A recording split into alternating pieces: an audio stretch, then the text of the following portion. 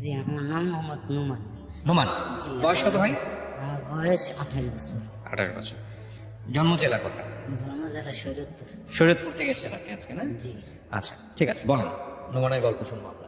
আমার ছোটবেলা থেকে বলি, আমার ছোটবেলায় আমার মানে দাদি আর আমার নানি দুজন আপন বোন ছিল, ঠিক আছে। তার কোনো ভাই ছিল না, তাই বাড়িতে যত সয় সম্পত্তি দুই বোনেই পাইছে। আচ্ছা। তো এক বাড়িতেই পাইছে। তো ওই সম্পত্তির লোভে আমার দাদি আর কি আমার আব্বুরে আমার নানি ভাইতেন বিয়ে করাইলো বোনের মেয়েকে। তো বিয়ে করার পর আমার আব্বুর আগে এক রিলেশন ছিল, ঠিক আছে। আব্বুর আগে এক রিলেশন ছিল, এই কারণে আম্মুর উপরে সবসময় একটু নির্যাতন করতো, ঠিক আছে। আর আব্বু অনেক হ্যামসাম ছিল, আম্মু হলো কালো ছিল, এই কারণে সবসময় নির্যাতন করতো।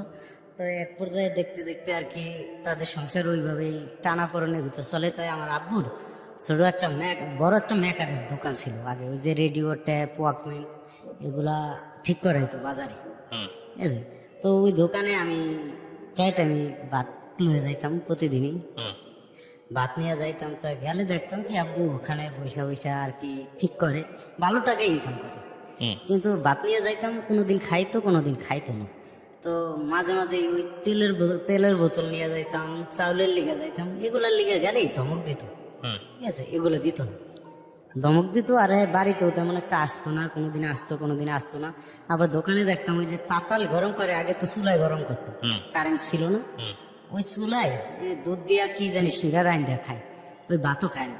আচ্ছা। আবার ভাত নিয়ে চলে আসতাম, আচ্ছা। ঠিক আছে। ধমক টমক দিত, তো বাজার সদাই তেমন দিত না। আমরা অনেকদিন খুব কষ্টভাবেই চলছি আর কি, কষ্ট করে চলছি। তো মামা আমাদের অনেক হেল্প করতো, আমার মামা নানি বাড়ির তো অনেক হেল্প করতো। এই কারণে আর কি না খায়া কোনোদিন থাকা পড়েনি জীবনে, মনে হয় 4-5 দিন না খায়া রয়েছিলাম লাইফে আর কি, ওই টানাপোড়েনের ভিতরে। পরে মানে ওখান থেকেই আমাদের বাড়িতে আমার এক ফুফাতো ভাই আছে, ওরা আমাদের বাড়িতে থাকে। আর আমার আব্বুর ভাই ডাকছে আর এক ফুপু আছে, ঠিক আছে। তাদের 4টা পোলা, তারাও আমাদের বাড়িতে থাকে। তো থাকলে করতে নাকি আমরা 2 ভাই ছিলাম ছোট। তো আমাদের 2 ভাইরে মানে সবসময় প্রায় সামান্য কিছু বিষয় নিয়ে মারতো। কে মারতো? ওই ফুফাতো ভাইরা, ফুফাতো ভাইরা মারতো। আচ্ছা। ওরা মারতো, আমরা পারতাম না। আমার ভাই কিন্তু বড় ছিল, তাও ওর সাথে পারতো না, কারণ ওদের গায়ে অনেক শক্তি ছিল। আর ওরা হইলো জনসংখ্যায় বেশি। আর আমার দাদিও ওদের পক্ষ করতো, আচ্ছা। আমাদের পক্ষ কখনো করতো না। ওকে। আর আমাদের খুব মারতো। আমার ভাইয়ারে বেশি মারছে, আমারে খুব কমই মারছে। ভাইয়ারে প্রচুর মারতো। পরে মনে করেন এরকম ভাবে চলতেছে চলতেছে, তাই এর মাঝখানে আমি স্কুলে পড়ি তখন ক্লাস 3-তে। তখন আমি চিন্তা করলাম যে সংসারে অভাব সবসময় দেখি, টানাপোড়েনের ভিতর থাকে। তাই আমার ফুবাইয়া বললো কি তার বিড়ি ফিল্ডে আগুনের কাজ আছে 4টা, ঠিক আছে। আমাকে বললো কি কাজে যাবি, আমি বললাম তাই লন। তাই আমি ছোটবেলা থেকে আলু ভর্তা খাইতে পছন্দ করতাম। তা কইতো খলায় গেলে আলু ভর্তা খাইতে পারবো। তো নিয়ে গেল সে খলায়। তখন আমি ক্লাস 3-তে পড়ি পর্যন্ত, বয়স একদম কম। তো ওখানে আমি কাজ করি, ইটের বাটা এলো 1-1.5 মণ ওজনের কয়লার ভার। এটা মানে নিতে পারি না, খুবই কষ্ট হয়। আমি কয়লার স্টাকের চিপে যায় কান্না করি। তখন বয়স কত আপনার এই কয়লা যখন নিচ্ছেন? তখন বয়স আমার 10 থেকে 11 হবে। লেখাপড়া তো হয় নাই? লেখাপড়া হয়নি তখন। আইসা এই যে স্পটটা, এটা কি ছোটবেলা থেকেই ছিল, জন্ম থেকে? না না, এটা আরো পরের ঘটনা? এটা আরো পরের ঘটনা। আচ্ছা, ঠিক আছে, বলেন। তারপর পরে আমি ওই টাইমে খোলা গেলাম। তখন আমার ভাইয়া, আমার বড় যে ভাইয়া, ওই ভাইয়া অনেক সুন্দর ছিল আর কি, ছোটবেলায় অনেক সুন্দর ছিল। আমার মা বলতো কি ওরে হিন্দু মুসলমান 12 জাতি কুলে লইতো, ঠিক আছে, সুন্দর দেখে। তো ওর চেহারায় দু একটা এইরকম দাগ পরা ধরছে, ঠিক আছে। ওর চেহারায় দু একটা দাগ পরা ধরছে। তাই আমি এগুলা কিসের দাগ, আমার চেহারায় তখন ছিল না। আচ্ছা। তখন চিন্তা ভাবনা করার দেখাতে ওর এই দাগগুলা একসময় চোখেও নিছে, মানে চোখের ভিতর ছানি পড়িয়ে গেছে। এই ছোট ছোট ছোট ছোট স্পট গুলো চোখের ভিতর ছানি পড়িয়ে গেছে। তাই হ্যাঁ, ওর চোখ থেকে অপারেশন করলো, ঢাকায় নিয়ে একবার অপারেশন করে ওষুধ নিল। মুখের লিগেও কিছু দেখাইছে ডাক্তার, কাজ হয়নি। পরে আমার তখন কোনো সমস্যা ছিল না। তো আমি চিন্তা করলাম যে যা খলায় যাই। তো খলায় গেলাম, কাজ করলাম। কাজ করিয়া 2 মাস 24 দিন কাজ করিয়া আসছি সেখান থেকে। আসার পরে মানে আমার ফুবাই আমার 200 টাকা অ্যাডভান্স দিছিল ফার্স্ট, আর আসার পরে আমার বললো কি একটা ফোন দিয়েছে আর কয় 700 টাকা দেনা আছে তুই। যাই হোক 2 মাস 20 দিন কাজ করে আয়া আমি 3D-তে পরীক্ষা দিয়া এই 4-এ উঠলাম। আচ্ছা, ঠিক আছে, 4-এ উঠিয়া আইসেই দেখি বার্ষিক পরীক্ষা। তখন আমি পরীক্ষাই দিলাম, 3 দিন পরে বার্ষিক পরীক্ষা দিলাম। আচ্ছা। পরীক্ষায় ভালোই রেজাল্ট করছি। পরবর্তীতে এরকম চলতেছে, কয়েকদিন পরে আবার মানে খোলা সিজন আসলো, 6 মাস পরে তো খোলা সিজন। তো খোলা সিজনে আমি আবার খোলায় গেলাম। এবার আমার কাকাই আমার নিয়ে গেছে, তো কাকার লগে খোলায় গেলাম। খোলায় যায় ওখানে কাজ করতেছি, কাজ করিয়া এই বছরে ওখান থেকে আসছি। তখন হবে যখন কাজ শেষ হয়েছে সেদিন এই শেখ হাসিনা প্রথম পাশ করছে, ইলেকশন হয়েছে। আচ্ছা, ওই সময় কথা বলতেছেন আপনি, হ্যাঁ, সমস্যা হ্যাঁ। সময় তখন ওই সময় আসছি, আইসা আবার ফরিদপুর পরীক্ষা দিয়ে 5-এ উঠলাম। আচ্ছা, এর মাঝখানে আমার ওই স্কুলে একটা মেয়েরে ভালো লাগিয়ে গেছে। ভালোবাসা তো তখন ছিল না, খুব ভালো লাগতো ওই মেয়েটারে। তো তখন ওই মেয়েটার সাথে কথা বলতাম, করতাম। এক পর্যায়ে মেয়েটার সাথে আমার দ্বন্দ্ব হয়েছে। দ্বন্দ্ব হওয়ার পর থেকে আমিও স্কুল ছাইড়া দিছি, আর ওরও বিয়ে হয়ে গেছে। ঠিক আছে, তারপরে আমাদের এইভাবে চলতেছে। তখন থেকেই আমার নাক মুখে আর কি ছোট ছোট কিছু কিছু তিল দেখা যায়, মানে তিল না, প্রথম বরণ উঠে। আচ্ছা, বরণ উঠলে ওইটা ঘুটলে হ্যাঁ। পরে আস্তে আস্তে তিল কালো হয়ে যায়। আপনার পরিবারের কি আর কারোর ছিল, আপনার ভাই ছাড়া? না, আমার ভাইয়েরই আর আমার, আর আচ্ছা। কারো কোনো নাক মুখে একটু এটা বরণ না। আচ্ছা, তারপর? তো পরে ওখান থেকে মানে আমার নাক মুখে এই অবস্থা দেখে আমি চিন্তা করলাম যে কি করা যায়। আমার নাক মুখে উঠতেছে, তাই তখন ডাক্তার দেখানি এরকম একটা ছিল না, এবিলিটি ছিল না। পরে আমি ওই ব্রিক ফিল্ডে আইতেছি। তো এর মাঝখানে আমি এক জায়গায় যাই, ব্রিক ফিল্ডে যাই আর কি ভয় পাইছিলাম। যে কোনো কারণে এক জায়গায় ভয় পাইছিলাম, প্রচুর ভয় পাইছিলাম। ওই ভয়ে মানে আমার খুব একটা বাজে রোগ হয়ে গেছে। তো আমি প্রায় পাগলের মতন হয়ে গেছি, মাথার লাড়ুয়া করিয়া ফেলাইছে, করছে। পরে আমি ওই ভয়ে বাড়িতে গেছিলাম। তো বাড়িতে যায় 2 দিন রয়েছি। 2 দিন থাকার পরে আমার মা বলতেছে খালি চাল নাই, ডাল নেই, এই নেই, সেই নেই। তো আমি ছোটবেলা থেকে কামাই করে পুরো সংসারটা আমি, আমার বাপে দেখেন এত সংসার। আমার বড় ভাই বিয়ে করে আলাদা হয়ে গেছে। ঠিক আছে, পুরো সংসারটা আমি একাই টানি। তো আমি 4 দিন অসুস্থ হয়ে রয়েছি। এখন চাল নাই, ডাল নেই, শুনলে আর কি ভাত খাইতে ভালো লাগে না। তো আমি গোসা করি ওই সময় আইসা করতে লাগছি। যাই হোক, আমার দূরে রাখছে পর আমি ওখান থেকে আইসা চিন্তা করলাম কি করা যায়, তো বিড়ি ফিল্ডে কাজ করা যাবে না, খুব শরীর শুকিয়ে গেছে, অনেক রোগ ধরছে। তা আমার এক বোন জামাই, আমার দুলাভাই কইলো দারোয়ানি চাকরি করবা। তা আমি ওই বয়সে দারোয়ানি চাকরি লইছি একটা। কত বছর বয়স তখন? তখন বয়স এরকমই 18, মানে 16 কি 17 হবে। এটা কোন জেলাতে দারোয়ানি চাকরি নিয়েছেন? দারোয়ানি চাকরি লইছি উত্তরা। হ্যাঁ, তারপর? উত্তরা দারোয়ানি চাকরি লইছি, এস কোম্পানি থেকেই দিছে আমাদের। তো দারোয়ানি চাকরি লইছি, ওখানে দারোয়ানি চাকরি করতেছি। তাই ওখানে করার পর ওখান থেকে 1 মাস পর ট্রান্সফার করলো আবার এই মালিবাগ মৌসা। ঠিক আছে, এখানে আসলাম, এখানে এসে করতেছি। তাই ওই দারোয়ানি চাকরিতে হয় না 6,000 টাকা বেতন। তাই এটা দিয়ে আমার সংসার কেমনে আমি চালাবো। তো এই কারণে পাশাপাশি আমি আবার আগে প্লাস্টিক কারখানায় কাজ করতাম, এই যে প্লাস্টিকের জন্না শাওয়ার বানাই এগুলো। তো ওখান থেকে আমি কিছু কলাই না এই মার্কেটে সেল দিই। মানে দারোয়ানি চাকরি তো আমরা 2 শিফটই তো। তা ওই 8 ঘন্টা ডিউটি থাকে, যে একদিন 16 ঘন্টা। যেদিন 16 ঘন্টা ও দিন পারি না, আর যেদিন 8 ঘন্টা ও দিন মানে মার্কেটিং করি। করে দেখা যায় ওখান থেকে আমার ভালো ইনকাম হয়। আমি মাসে 8-10 হাজার টাকা বাড়ি পাঠাইতে পারি, নিজে খায়া দেয়। আর ওখানে তো 6,000 টাকা বেতন, 8-10 হাজার টাকা বাড়ি পাঠাইতে পারি। তাই এইভাবে আমার চলতেছে। হঠাৎ করে আমি একটা ঈদে আমার ছুটি দিব না, তারপর আমি ছুটি নিয়ে মানে আমি জোর করিয়া দেশে গেছি, তাদের না বলে দেশে গেছি। 3 দিন রয়েছি। 3 দিন পর আইসি মতন কয় তোমার আর চাকরি আর নাই, তোমার লাগবে না, তোমার যাইতে না বলছি, তুমি গেছো। তখন চাকরি নেই, কি করব। তখন এখান থেকে আমি গেলাম আবার ওই কারখানায় গেলাম। কারখানায় যাইয়া এখন মিশিং চালাম, এরকম না, মার্কেটে মালের অর্ডার দিছে। তো মার্কেটে মাল দিয়ে গেছি। তো শুধু মার্কেটিং করে এখন পোষে না। মানে আগে তো চাকরি ছিল, চাকরিতে থাকা খাওয়া হইতো, এখন ঘর ভাড়া দিয়ে আর কি পোষে না। পরে আমি কি করবো, ওখান থেকে আমি সেই সময় খুব খারাপ দিন গেছে। যাই হোক এই সময় রক্ত বিক্রি করছি আমি খুব কষ্টে, নিজের শরীরে রক্ত বিক্রি করছেন? নিজের রক্ত বিক্রি করছিলাম ওই দিনটাই। তাই সেই সময় রক্ত বিক্রি করা মানে আমার এতই পয়সার অভাব ছিল? হ্যাঁ, আমার খুব অভাব ছিল তখন। আচ্ছা। এটা আমার বাড়িতেও জানে না, আজও জানে না, আমি কোনো কিছুই বাড়ি থেকে বলি না। আচ্ছা। পরে যাই হোক এরপরে আমি কারখানায় কাজ দিলাম, মার্কেটিং সাইডে দিলাম, কারখানায় কাজ দিলাম, কারখানায় কাজ করতেছি। আবার 6 মাস পর ওই বিড়ি ফেলতে আমাদের প্রধান কাজ হইলো আগুনের কাজ। আমাদের অঞ্চলে মানে কোনো নাই, তেমন একটা মিল ফ্যাক্টরি নাই যে মানুষ চাকরি বাকরি করবে। যেই কজন ঢাকা থাকে এই কজন ঢাকাই, আর যারা দেশে থাকে এরা ওই খলায় করে 6 মাস, আর 6 মাস বেকার ঘুরে পড়ে। ঠিক আছে। আর দেখা যায় কিছু লোক পানের বরে কাজ করে, কারণ কোনো ইন্ডাস্ট্রি নাই, পুরো শরীয়তপুর জেলার মধ্যে তো ইন্ডাস্ট্রি নেই কোনো, এখন নতুন করে হতে পারে আর কি। পরে কিছু করার নাই, এই কারণে আমি ওই 6 মাস ওই ব্রিক ফিল্ডে করে এসে 6 মাস কারখানায় করি বা অন্য কাজ করি, কারখানায় বেশি করি। তো এইভাবে চলতেছে। তো এর মাঝখানে নৌসিন্দি খোলাই গেছি, একটা খোলাই ইটা খোলাই কাজ করতেছি। তো কাজ করার পর আমার এক বন্ধু আমার ফোন দিয়ে কয়, একটা মায়ের নাম্বার আছে ফেসাল, এই মায়ের নাম্বারে তুই এই মায়ের নাম্বারটায় আমার ব্লক মারিয়া দিছে। আমি একটু কথা কইছি, ব্লক মারিয়া দিছে, দেখ তো তুই কে, আমার কল দিয়ে একটু বকা দে।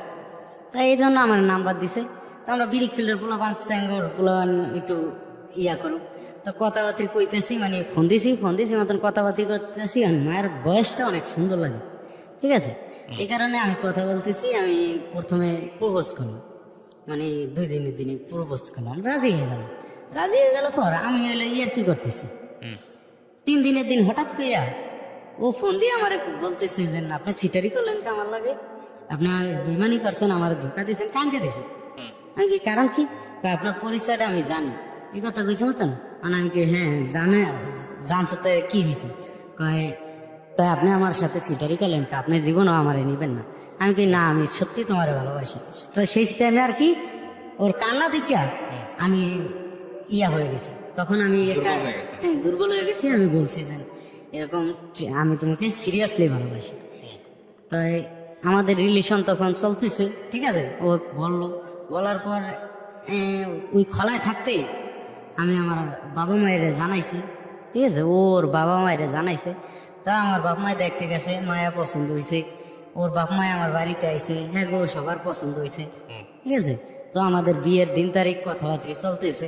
আমি কিন্তু খলায়, আমাকে কিন্তু দেখেনি, আচ্ছা, আমাকে দেখেনি, আর আমি না দেখা করে কথা বলতেছি। তো পরে আমি আসছি পরে আমার এই বাড়িতে নিয়ে গেছে পরে। যাই হোক আমাদের বংশটা আবার একটু আগে বললে নয়, আমাদের বংশটা একটু বড় বংশ, ঠিক আছে, মানে বংশের নাম আছে। আগে চেয়ারম্যানই করছে তো আমাদের গোষ্ঠীর ভিতরে, আমার দাদা চেয়ারম্যান ছিল, এই জন্য বংশের একটু নাম আছে। তাই সবাই ওই নামে চিনি। আমাদের আর কি তেমন একটা চিনে না, কিন্তু ওই নামটা জানে, আমাদের বাড়ি এই বাড়ি। ওদের পছন্দ হইলো, পরে আমি গেলাম হেবাইতে দেখা করতে।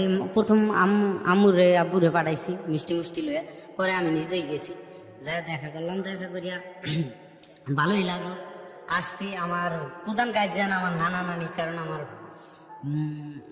বাপে তখন এখানে চাকরি করে, আমার বাপে এখনো একটা দারোয়ানি চাকরি করে, ঠিক আছে, এখানে ওই গ্যান্ডারি একটা দারোয়ানি চাকরি করে আমার বাপে। তাই আমি তখন করে জানাইলাম, ওখান থেকে আমি যায়া বিয়ার দিন তারিখ ঠিক হইলো, আমি আমার নানারে দেখাইলাম।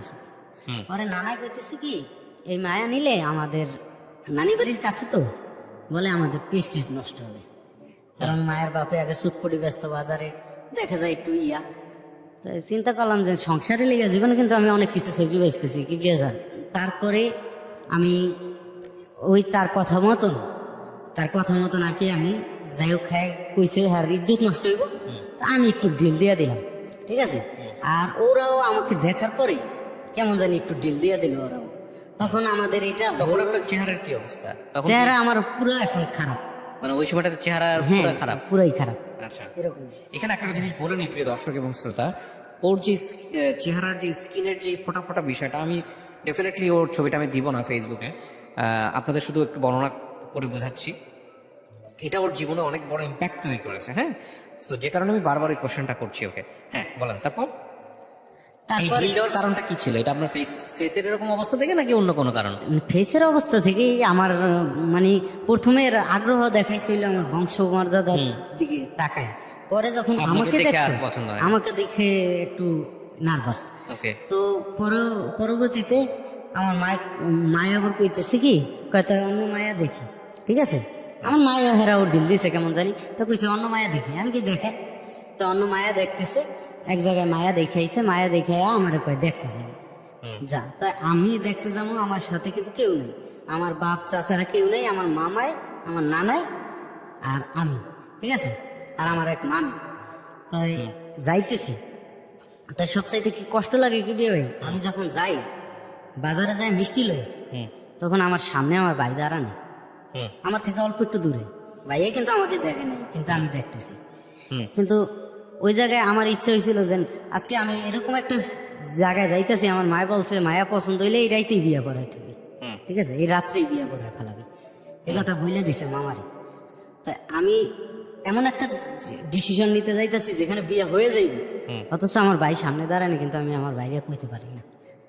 এটা না পারার কারণ, সেদিন আমার অনেক কষ্ট লাগছে, না পারার কারণ আমার সবাই না কইছে, যদি তুই তোর বাইরে লয়ে যাস তা কইব যে ওর বাইরেও এইরো করো এইরো, মানে যায় আমরা একটা কথা বলবো যে ওর চেহারা এটা বড় নড়ছে, কয়দিন পর যাইবো গা। কিন্তু তোর বাইরে দেখলে তো কইবো এটা বংশ থেকে হয়েছে, রাইট। তারপর? ঠিক আছে, এই কারণে আমার ভাইয়ার আমি কইতে পারতেছি না। তো আমি সামনে দিয়ে যাই, অনেকক্ষণ ভাইয়ের দিকে তাকায় আছি, পরে গেছি, যায় মায়া পছন্দ, হ্যাঁ পছন্দ হয়েছে, আমার দ্বারা জিজ্ঞাসা করে নেই। তখন হেরা কয় কি কয় আজকে রাত্রেই বিয়ে পড়াইলাম, তাই বিয়া পড়াইবো রাত তো অনেক হয়ে গেছে, এই কারণে বিয়া পড়াইব না। সেদিন রাত্র 2টার দিকে আমি আইসা পড়তেছি, পরে আমি না আইসা নানার লগে আর মামার লগে কইলাম যে একবারও কি আমার জিজ্ঞেস করছেন মায়া আমার পছন্দ হয়েছে নাকি, ঠিক আছে। তাই আমার আন্টি সেই সময় বললো যে এসএসসি পাস করছে মায়াটা, এই মায়াটা যেন তোর দেয় এটা তোর কপাল, ঠিক আছে। তা এই কথাটা শুনে আমার খারাপ লাগলো যে কি এককালে আমি পৌঁছে গেছি, কি হয়েছে আমার খালি চেহারাটাই সমস্যা, এছাড়া আমি অনেক বন্ধু বান্ধবের সাথে চলি, আমার স্ট্যাটাসও অনেক আল্লাহ দিলে খারাপ না। তো পরে এই কথাটা বলছো পর আমি আচ্ছা আপনারা যা করেন।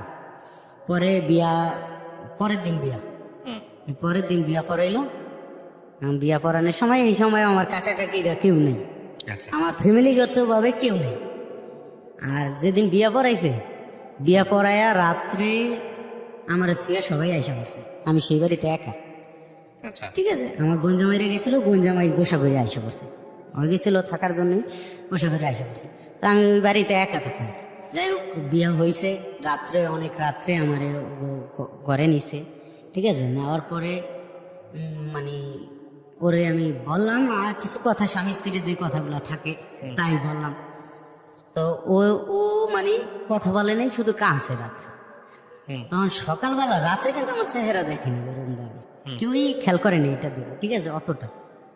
কিন্তু সকালবেলা আমি রুমের ভিতর বসে আছি, আমার ওয়াইফ আর তার 2টা বোন, বড় 2টা বোন রুমে মানে ঘরের ভিতরে গলা ধরিয়া কান্নাকাটি করে, ওয়াইফ এবং তার বড় বোন, হ্যাঁ কান্নাকাটি করে।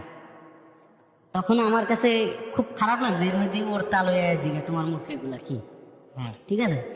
তখন আমি মানে খুব খারাপ লাগছে যে আমার এইগুলা নিয়ে কান্নাকাটি করে। একটা জিনিস কি প্রিয়া ভাই, যেমন মানুষের যে কুরবানি দেয় যখন গরু কিনে নিলে জিগে এই গরু কত ভাই, গরু কত, যত তোমার বাড়ি পর্যন্ত যায় অনেকেই জিগে, ওটা তো একদিনের ব্যাপার। আর আমার এটা সারা জীবনের ব্যাপার, আমি জীবনভর শুনতেছি, রাস্তা দিয়ে হাইটে গেল একজনে জিজ্ঞেস করে তো মুখে কি। এরপরে যেখানে যাই সে অচেনা মানুষও জিজ্ঞেস করে মুখে কি আছে, কান্নাকাটি করে। তারপর কি হলো? তখন কান্নাকাটি করে, তখন আমি বলছি কি কয় এটা কোনো ট্রিটমেন্ট করবো না, আমি কি ট্রিটমেন্ট আমি নিতেছি, আমি তখন ডাক্তার ইয়েকুবা লিখতাম মানে এই পিজি হসপিটালে, ঠিক আছে। তার কাছে অনেক খরচ, আমি প্রায় 50-60 হাজার টাকা খরচ করছি এখানে এই বিড়ি ফিল্ডে কাজ করিয়া, ঠিক আছে। পরবর্তীতে সেখান থেকে যাই হোক ওই কান্নাকাটি করে, পরে আমি ওখান থেকে আয়সা বললাম আমাদের বাড়িতে, আয়সা ওরে আবার কলেজে দিয়েছি, পরের দিন সকালবেলা কলেজে যাবে, ইন্টারে পরে তখন কলেজে যাবে সকালবেলা, রাত্রে বিয়ে হয়েছে, সকালে কলেজে যাবে। আমাদের কিন্তু কোনো কিছুই হয়নি, স্বামী স্ত্রীর যে রিলেশন হয়নি, তো ওই কলেজে যাবে। আচ্ছা কলেজে যাইবো, তাই আমি 200 টাকা ওর হাতে দিয়ে দিছি আর একটা ছাতা কিনে দিছি। দিয়ে আমি গাড়িতে উঠে ওকে দিয়ে আমি আমার বাড়িতে গেছি। তো সন্ধ্যার দিকে আমি আমার বাড়ি থেকে, সন্ধ্যায় না আসরের দিকে আমি আমার বাড়ি থেকে আসতেছি ওদের বাড়ির উদ্দেশ্যে। তো পথের মাঝে আমার একজন ফোন দিল, ফোন দিয়ে কইতাছে আপনি কি মুক্তার হাসবেন? আমি বললাম হ্যাঁ। কয় আমি কিন্তু আপনার ওয়াইফের সাথে আমার আগে রিলেশন ছিল, আমাদের কাছে অডিও ভিডিও আছে, তেন নানান কথা, ঠিক আছে, আপনি কিন্তু ওরে ছাড়িয়ে দেন। আমি বললাম যে ভাইয়া প্রেম ভালোবাসার এটির বিরোধিতা তো আমিও করি না, আপনার যদি পছন্দ থাকিয়া থাকে, রিলেশন থাকিয়া থাকে, আপনি বলেন ওদের ফ্যামিলিতে আইসা, নাইলে আপনার যদি ভয় করে তো এখন আসেন, আমি আসি, আমি কথা বলে দেবো, ঠিক আছে, আপনি আসেন। না, ও উল্টাপাল্টা কথা বলে, বকাবকা করে। যাই হোক, তারপরে আমি কাইটে দিছি, কাইটে দিয়া এখন আমি আমার ওয়াইফের কাছে রাত্রে যাইয়া জিজ্ঞেস করি যে এরকম এরকম একটা নাম্বারে আমার ফোন দিল, ওর মায়েরও বলছি, বাপেরও বলছি, আর মা বাপেরও বলছি, এরকম এরকম ফোন দিয়ে বলতেছে, ওর নাম বলে, সবকিছু বলে, ডিটেলস পুরো বলে, ঠিক আছে, যে এই এই ব্যাপার, তো এটা কি করবে? পরে কয় না, অন্যরে কথা বলতে বলি, কয় বলবো না কথা। তো যাই হোক, হেরা ওই কথায়, আমার কথায় কোনো গুরুত্বই দিল না এরা। তো ওখান থেকে রাত্রে আমি রয়েছি, আমাদের কিন্তু তখনও ইয়া হয়নি, এবং কি স্বামী বিয়ের স্ত্রীর পরে সম্পর্ক যেটা, হ্যাঁ। 12 দিন পর্যন্ত স্বামী স্ত্রীর সম্পর্ক হয়নি, এক বিছানায় শুয়েছি, একসাথে শুয়েছি, ঠিক আছে। তো ও আমার কইতেছে কি আমার আগে রিলেশন ছিল, আমি যার সাথে রিলেশন করতাম সে ঢাকা থাকে, বিদেশে থাকে, ঠিক আছে, আমার আগে রিলেশন ছিল। তাই আমি বললাম যে তাই রিলেশন থাকলে তুমি জোর করিয়া কি তোমার বিয়ে দিছে? কয় হ্যাঁ বউ জোর করিয়া বিয়ে দিছে, এখন কি করতেছো? কয় এখন যা হওয়ার হবে। আমি কই না, আর 7 দিন পর আমার তোমাকে উঠায় নিবে, এখন যদি তুমি যাও কথায় উঠায় নেওয়ার এই খরচটা, আমরা গরিব মানুষ, এত খরচ করে তো আর লাভ নেই, উঠায় নিতে গেলে তো 50-60 হাজার টাকা খরচ, এত করে তো আর লাভ নেই। পরে বললে যে হ্যাঁ না, আগে উঠায় নে, পরে বুঝবো মানে। পরে কি বুঝবা, আগে সিরিয়াস কথা বলো। এখন বলে কি, কয় আমার বিয়ে দেওয়ার কারণ কি জানো? কয় আমার ওই যে ভাবি চলে গেছে, আর বড় ভাই বউ চলে গেছে, যায় তার বড় ভাইয়ের নামে আর কি মামলা দিছে, নারী নির্যাতন মামলা দিছে। তো এই মামলার 2 নম্বর আসামি হয়, ঠিক আছে, এই কারণে ওরে ঝটপট বিয়ে দাও, ঠিক আছে। তো ও এই কথাটা বললো, তখন বললো মতন এইসব কথা যদি আমি বাড়িতে বলি, কি ভাই হবে কি, আমার বাড়িতে হলো আমার আম্মুর উপরে সবাই আরোপ লাগাইব, আমার ভাই বোনেরা সবাই বলবে যে মায় যে, কারণ আগে একটা বোন বিয়ে দিছে, হেনে একটু যায় ঝামেলা দিছে, তো মায় মাতবরি করে একা দিছে, আব্বু ছিল না, ভাই ছিল না, কেউ ছিল না, তো মার উপরে আরোপ লাগবে, এই কারণে এই কথা আমি কার বলি না, আমি চুপ করে থাকি। তো আমার বাড়িতে ওরে উঠে আনলো, উঠে আনার পরও কিন্তু আমাদের ওই সম্পর্কটা হয়নি। তো উঠে আনার পর ওরে করলো নাকি, ওই এখন আইসা 2 দিন না যাইতে মানে ওই বোরকা করিয়া একদিকে যায় না, যখন একদিকে যায়, যাওয়ার সময় আমার মায়ের কয়ে যায়, মা আমি একটু গেলাম, বা আমি আমাকে বাড়িতে যাই, বাজারে যাই, বোরকা পরার পরে খুব বলে। কিন্তু আমাদের গ্রাম অঞ্চলের রীতিনীতি আছে, একটা বউ যদি সংসার থেকে যায়, বাইরে কোথাও যায়, তা আগে শাশুড়ি অনুমতি নিবা, ওই জায়গায় যায়, মা আমি কি যাইতে পারি? যদি কয় যাও তাইলে বোরকা পরবো, ঠিক আছে, আর বোরকা পরিয়া কয় আমি যাই, তখন কি ওরে আটকায় রাখা যাইবে? তো এগুলা নিয়ে সংসারে মায়ে প্রায় টাইমই মন খারাপ করতো। আর মায়ে আমার বোনেরা নাস্তা বানাইতো, হয় ঘুম থেকে করতো 10টার দিকে, ঠিক আছে, রাত্রে ঘুমাইতো না, 10টার দিকে ঘুম থেকে করতো।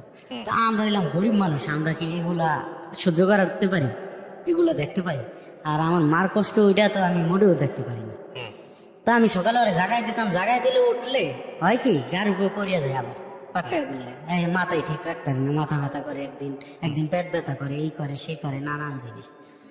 তো দেখতে দেখতে গায়ে হাত তুলি না, প্রথম গায়ে হাত তুলি না, দেখতে দেখতে দেখা যায় ওর ওই বাইরকে মামলাটা শেষ হয়েছে, মানে শেষ অন্তত হয় নাই, কিছুটা বাকি আছে, এর মধ্যে ওর বাইর লিগে মায়া দেখে। তো মায়া দেখতেছে, আমি ওখানে যাইতে আর নিষেধ করি মায়া দেখতে, কিন্তু ওই যায়। তো একদিন আমার এরকমই বলে কি, বলে চলো আমি একটু আমাকে বাইতে যাই, আমার একটু গাড়িতে উঠে দেয়। তো গাড়িতে উঠে আমি দিতে চাইতেছি লুঙ্গি পরা, আমার কয়ে না লুঙ্গি পরে না, প্যান্ট পরে। তো আমি প্যান্ট পরে গেলাম পর বাজারে গেছি মতন আমার গাড়িতে উঠেছে, উঠে কয় চলো আমার ওই নাগেরপাড়া বাজার পর্যন্ত দিয়ে গো। তো না বাজার পর্যন্ত গেলাম পরে আমি দেখি কি একটা গাড়ি দিয়ে আমার শ্বশুরে আর আমার বাইরে আর আমার সম্বন্ধী আইছে, সাথে শালি আছে। তাই আর আইসে না, তখন আমার টান দিয়ে গাড়িতে উঠে লয়ে গেছে, অনেক দূরে গেছে, যায় মায়া দেখতে গেছে। সেখানে যায় আর কি, আমি মায়া দেখতে পছন্দ করি না, কি লেগে মায়া দেখাটা এখন তো মামলা শেষ হয়নি, যদি ফিরিয়া কোনো ঝামেলায় আমি করিয়া যাই এই জন্য। কারণ নারী নির্যাতন মামলা, শিশু নারী নির্যাতন মামলা তো অনেক কঠিন মামলা, এই কারণে পরে সেখানে নিয়ে মায়াটা দেখাইলো। এখন সেখানে তো চুপ করে আমি আয়সা করছি, আয়সা সবার ভাড়া আমি দিছি, ওখানে সবকিছু খরচ আমি করছি। পরবর্তীতে গাড়ি মানে আয়া বাড়িতে আইছি, যখন আমার বাড়ির সামনে আইছি তখন হয় আটতে পারে না, মাথা করে, হাত ব্যথা করে, আমার কুলে করে নাও, ঠিক আছে।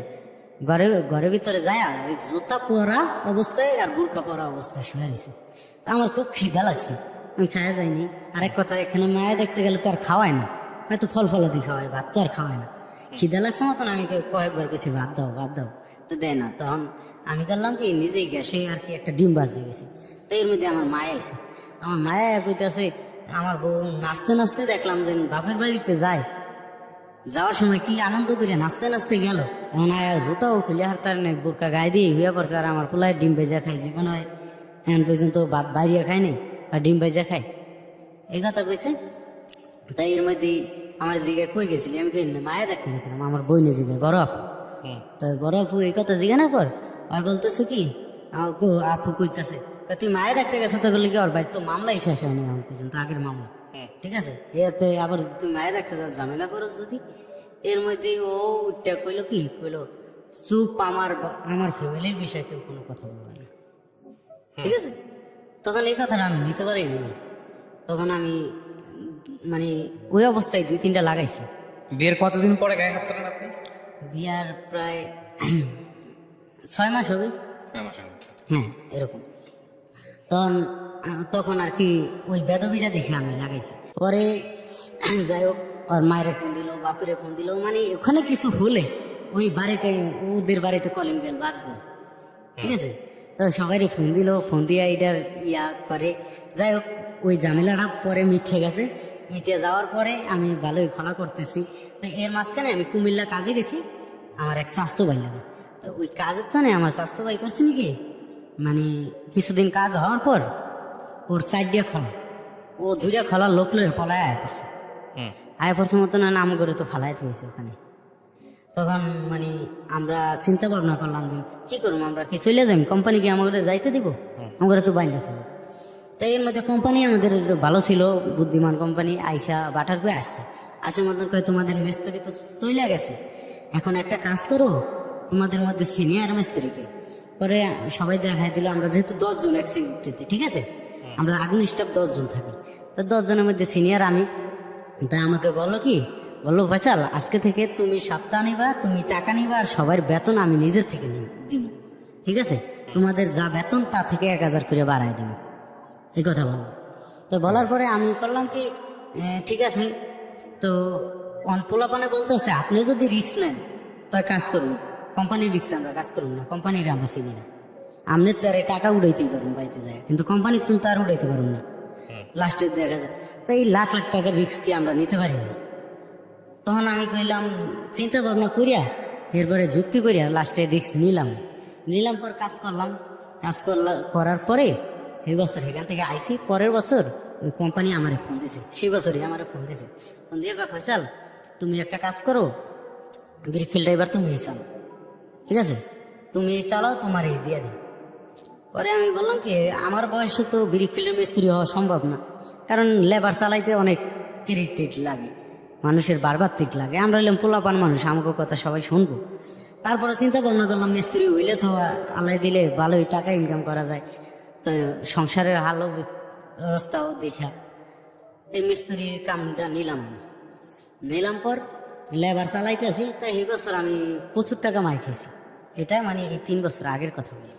তো এখানে আমার ওয়াইফের কিছু কথা বলতে চাই আমি। আমার ওয়াইফের প্রথম কথা হলো, আমার ওয়াইফ খুব মিথ্যা কথা বলে, মানে ও একদিন আমার ফোন দিয়ে বলতেছে কি, তুমি কি আমার থেকে 500 টাকা নিয়েছো। আমি বললাম কি, না কিসের টাকা, কয় আমি তো 500 টাকা খুঁজে পাই না। আমি বললাম কি, তোমার টাকা দিয়ে কালকে তুমি নাকের ডাকিয়েছো, মনে নেই তোমার? পরে বলে কি, হ্যাঁ মনে পড়ছে তো। এর মধ্যে না না শোনেন, এগুলো সংসার জীবনে খুব টুকটাক বিষয়, এগুলো খুব বড় কোনো বিষয় না। তার আগে আপনি আমাকে বলেন, সংসারটা কি আপনার এখনো আছে নাকি সংসার ভেঙে গেছে? না, সংসার আছে, সংসার থাকলে আপনার তবে যদি সবচাইতে কিছু প্রবলেমটা হলো কি, সবচাইতে প্রবলেমটা হলো কি, আমার এই কিছুদিন আগে আমি যখন বাড়িতে আমি খুব অভাবনটা নিয়ে আসি, কারণ জানেন তো এখন বিরিক ফিল চলে না, কয়লার দাম বাড়িয়ে গেছে, এই কারণে বিরিক ফিল এখন চলে না, টাকা পয়সা দিয়ে খুব সমস্যায় আছে আমি। আর আমাদের কোনো কাজও নেই, আমি এখন 500 টাকা রোজের টাইসের কাজ করি ভাই। তো আমার ওয়াইফে আমাকে বললো কি, যে তুমি একটা কাজ করো, গেঞ্জির ব্যবসা করো, ঠিক আছে? তা আমি রাজি হয়ে গেলাম। তা গেঞ্জির ব্যবসা করতে তো টাকা লাগবে, তা আমি 20,000 টাকা আমার মারতে জমিনের উপরে নিছি, আর 50,000 টাকা কিস্তি উঠানোর জন্য একটা কিস্তিতে নাম দিছি। তা নাম দিছি মতন আমার পকেটে শুধু 3,000 টাকা আছে, আমার বড় ভাই তো না আছে। এই 3,000 টাকা দিয়ে আমার বউ, আমার ওয়াইফ কিস্তি উঠাইতে গেছে, ঠিক আছে, বাপের বাড়ি কিস্তি উঠাইতে গেছে। আমি যা গাড়িতে উঠাই দিয়েছি, তো ঘরের চাবিটা যে নিয়ে গেছে, এটার ওরও মনে নেই, আমারও মনে নেই, ঠিক আছে? তখন আমি ওরে ফোন দিছি, যে দেখো আমি এরকম এরকম উদাম গায়ে খালি পাই বাইরা বাইরা ঘুরতেছি, তুমি একটু আসো চালু করিয়া। আমি তো না খাইয়া রয়েছি, কিছু রাইন দিয়ে থুয়া যাওনি। ও আসেনি, সকালেও আসেনি, বিকালেও আসেনি। তো রাইত হয়ে গেছে। পরের দিন সকালে আমি ফোন দিলাম, তুমি আসো। মায়া এসে বাড়িতে, মায়ও ঘরে ঢুকতে পারতেছে না, ঘর তালা দেওয়া। ওই আসে না পর আমার মায়ে ওর ভাইয়ের কাছে বিচার দিল, যে তোমার বই নিয়ে এরকম এরকম কীর্তি করে, চাবিটা লয়ে গেছে, বলে না খায় ঘুরতে আছে, কাহিনী কি? এই কথা কইছে না তো। ওর ভাই কয় কি, কয় হ্যাঁ তো একটা সালিশি বসানোর দরকার। তা আমি কই আজব ব্যাপার, ভালো সুস্থ সংসার, কিছু হয় নাই, সালিশি বসাইব কিছু? আমি এই কথা শুনিয়ে রাগ কাইটে দিছি। তো কাইটে দেওয়ার পরে আর কি আমার বলতেছে কি, যে বিকালবেলা আমি ফোন দিয়েছি, কই তুমি আসো। কয় আমি আসুন না, তোমার মায়ে আমার বাড়ির কাছে বিচার দিল, কয় এটার আগে বিচার হইব, এরপর আসো, ঠিক আছে? এই কথা বলছে পর আমার মাথা গরম হয়ে গেছে। আমি বকাবকি করে এই রাত্রে ওগো বাড়িতে আমি গেছি। যাই আমি চিন্তা করছি যে আমি আমার পোলাডারের লোমু আর চাবিটা লোমু আয় করতে লাগুম। তখনই আমার শ্বশুর শাশুড়ি দলে জিগাইব আমার কি হয়েছে বুঝলেন। তখন আমি বলবো যে এরকম এরকম আপনার মায়ের চাবি লয়ে আয় করছে, আরো কীর্তিকারবার খুলে কমু সব কিছু। তা আমি যাই, আমার যেরকম কথা, আমি যাই আমার পোলাডারে কুলে লইছি, আমার বাচ্চাটারে, আমার একটা বেবি আছে ফুটফুটে, আমার বেবিটারে কুলে লইছি মতনই আমার শাশুড়ি এইভাবে হাতটা ধরছে, মানে ওর হাতটা লাগে ভাঙ্গিয়া যায়। তখন আমি রাগ হয়েছি মতন হেরা করছি নাকি, আমার গায়ে হাত তুলে আমার বাইর করে দিয়েছে ঘর থেকে বাইর করে দেওয়ার পরে মেম্বার চেয়ারম্যান খবর দিব, এই করবো সেই করবো। তখন রাত 2টা পর্যন্ত আমি ওখানে ছিলাম। 2টার পরে আমি আয়সা করছি, বাড়িতে আবার হেকু হইব, এই কারণে বাড়িতে জানাইনি। আমি রাস্তা দিয়ে আর কি রাস্তায় রাতটা কাটাই দিছি।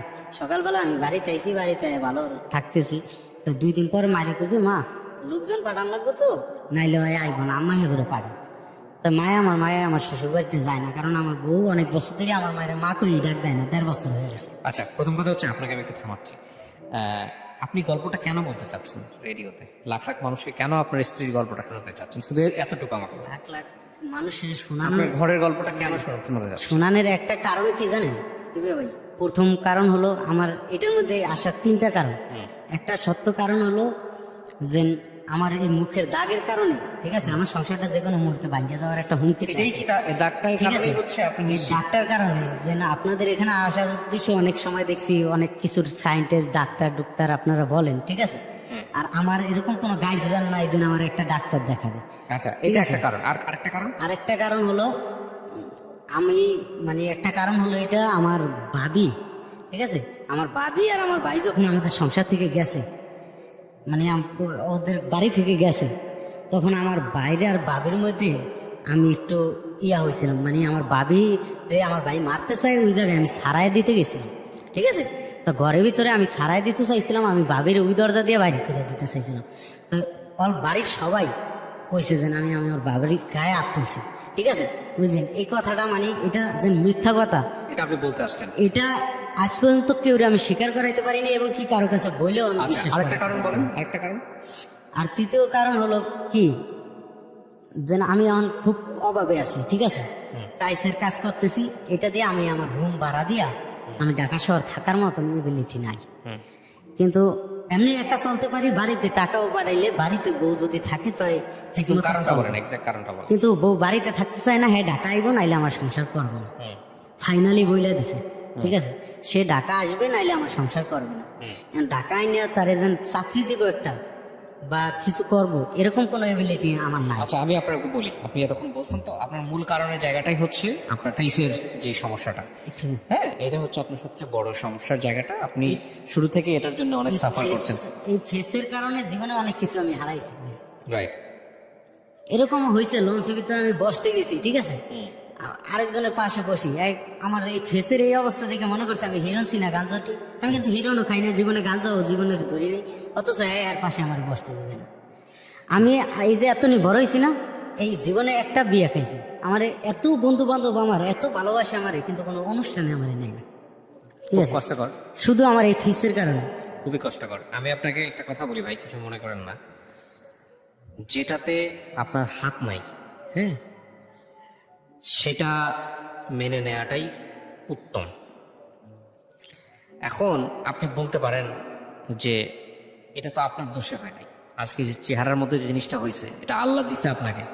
কেন হয়েছে, কিভাবে হয়েছে আপনি জানেন না, আপনি আপনার সামর্থ্যের মধ্যে ট্রিটমেন্ট করতেছেন, ঠিক আছে, আর আপনি সমাজ বদলাইতে পারবেন না রাতারাতি। এখন জন্মগত যদি হতো তাহলে আবার চেষ্টা করতাম না, যাই হোক, জন্ম আমি থেকে বলি আল্লাহ- আপনাকে, শেষ করি, সেটা হচ্ছে আপনি যেভাবে চেষ্টা করে যাচ্ছেন আমরা নিজেরাও জানি না এটা আসলে স্কিন ডিজিজের ক্ষেত্রে কে আপনাকে হেল্প করতে পারবে ভালো, বাট আপনার তরিকায় আপনি চেষ্টা করতে থাকেন, এটা হচ্ছে মূল কথা।